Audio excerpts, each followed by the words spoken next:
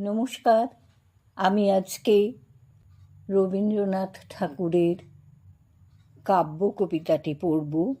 আমি আগমনী সেন। তবু কি ছিল না তব সুখ দুঃখ যত, আশা নৈরাশ্যের দ্বন্দ্ব আমাদেরই মতো।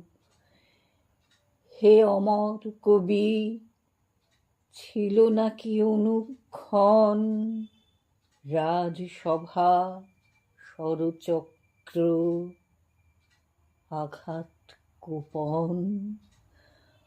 কখনো কি সহনাই অপমান ভার, অনাদর অবিশ্বাস অন্যায় বিচার, অভাব কঠোর ক্রূর নিদ্রাহীন রাতি কখনো কি কাটে নাই পক্ষে শিল গাঁথি?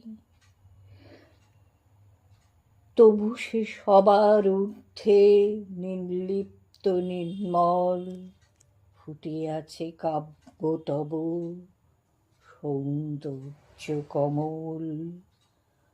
আনন্দ সূর্য পানে তার কোনো ঠাঁই দুঃখ দৈন্য দুর্দিনের কোনো চিহ্ন নাই।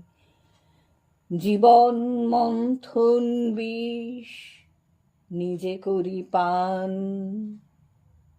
অমৃত যা উঠেছিল করে গেছো দান। নমস্কার।